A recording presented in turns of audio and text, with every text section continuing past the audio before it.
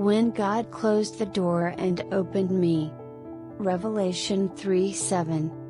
I thought God had forgotten his own promise. You know the verse, what he opens, no one can shut, and what he shuts, no one can open. I'd prayed that verse over my life for months, written it in my journal, whispered it during my morning commute, claimed it over every anxiety that tried to creep in at night, and then he shut the door anyway. My name's Sarah, and I thought, I knew exactly how my life was supposed to go. 5 years. Same company, long hours, late nights, weekend emails, skipped lunches at my desk.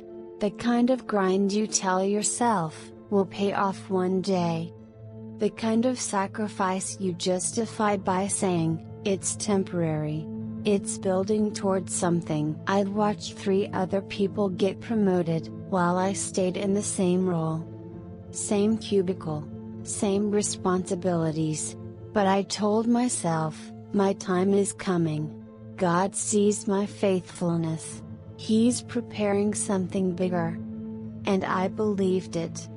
So when a manager position finally opened, the one I'd been waiting for, the one that felt like it had my name on it, I told everyone this is it. I prayed about it, fasted for it. Had my small group pray over me. Even wrote it on sticky notes, and put them on my bathroom mirror. This is God's plan. This is my promotion. This is finally my turn. I could see it so clearly. The title, the office, the validation. I even practiced what I'd say when they offered it to me. Humble, but confident. Grateful, but ready. But a week later, HR called me into their office. Not my manager. HR. That should have been my first clue. Sarah, we appreciate everything you've done for the team. That was the opening line. And I remember thinking, why are they talking in past tense? We've decided to go in a different direction. The job went to someone new. Someone from outside the company. Someone I'd mentored during their first month. I smiled. Nodded.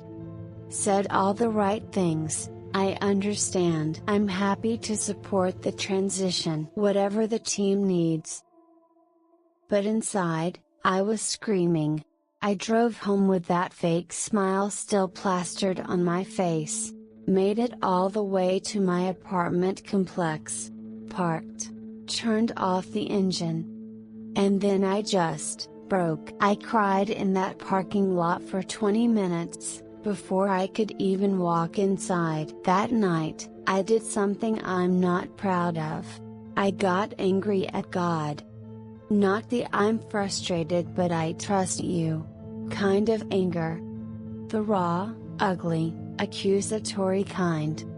I told him, you could have given me this. You could have opened that door, why didn't you? I did everything right. I worked hard. I was faithful. I prayed. I believed. And you let someone else have it? It didn't feel like redirection. It felt like rejection. It felt personal. And for a while, I stopped praying. Not dramatically. I didn't announce it or make a big decision about it. I just drifted. Stopped opening my Bible. Stopped going to small group. Made excuses on Sunday mornings. I kept showing up to work. Kept smiling. Kept performing. But I was just going through the motions. Waiting for the sting to fade. Waiting to feel something other than numb. Weeks turned into months. And during those quiet months, when nothing moved forward, when I felt completely stuck, something started changing inside me. It wasn't dramatic, just small shifts. Thoughts I couldn't shake. I started noticing things I'd ignored before, like how exhausted I was. Not just physically, emotionally, spiritually. How I'd been running on empty for years, telling myself it was dedication, when really it was desperation. I realized I'd built my entire identity around my title, around what I did, not who I was. I was chasing success, not significance, validation, not purpose, a corner office, not a calling. And that closed door? It forced me to ask questions I'd been avoiding for years. Not, why didn't you let me in? But, why did I need that door to feel worthy? Why did I need their approval to believe I mattered? Why did I think a promotion would finally make me enough? The truth was brutal. I'd been trying to earn my worth through performance, trying to prove to everyone including God that I deserved to be seen. That I was valuable, important, significant. But the harder I worked, the emptier I felt.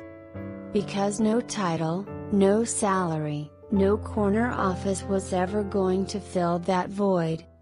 Around month 6, something unexpected happened. A friend from church reached out. Someone I barely knew. She said, I know this might sound random, but I've been praying about starting a women's mentorship program.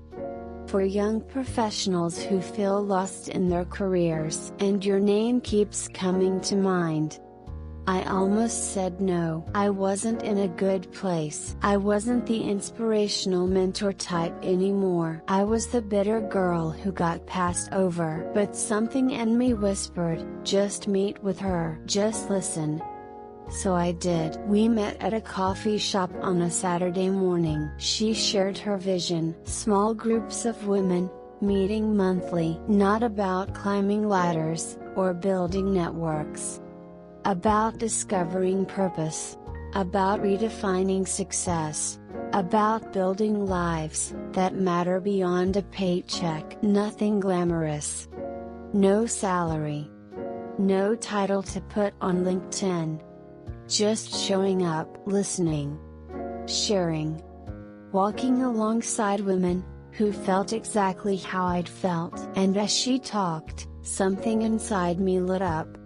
Not the ambitious fire I'd felt chasing that promotion. Something quieter, deeper, more real.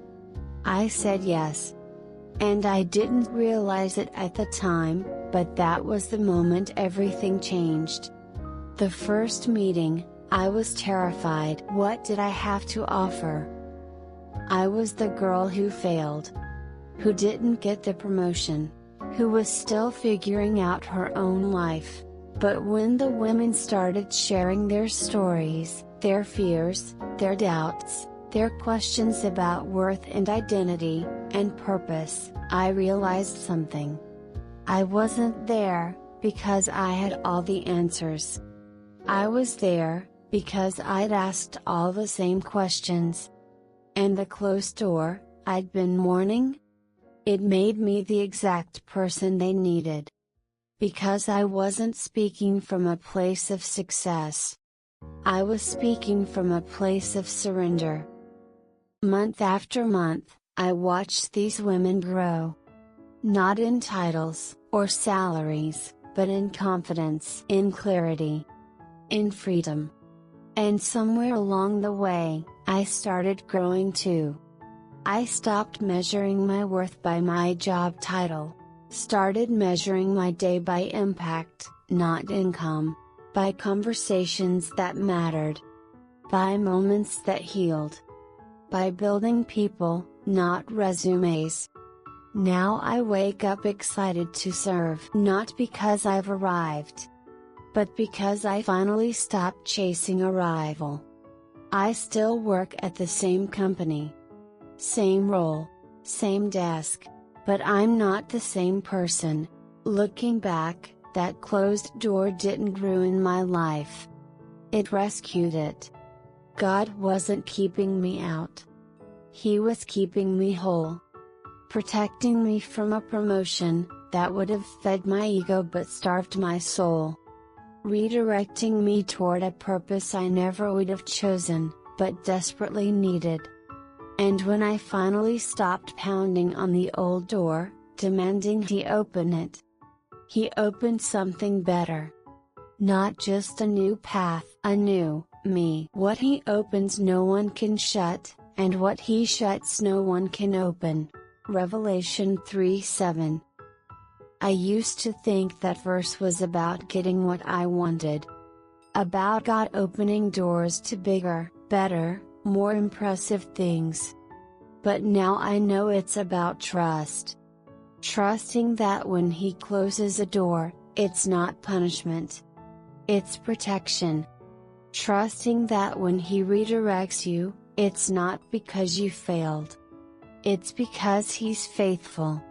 The door you're staring at right now, the one that won't budge, no matter how hard you push?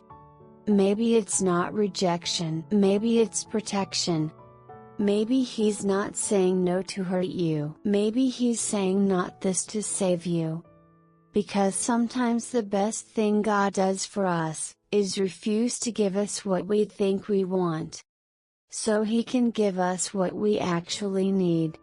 And maybe, just maybe, the door He's closing isn't the end of your story. It's the beginning of the one He's been writing all along. Have you ever had a door close, and only later saw how it saved you? What door are you still trying to force open? Share your story below. Someone still staring at a locked door needs to know, it's not the end. Subscribe for true stories of faith, redirection, and the grace that rebuilds us from the inside out.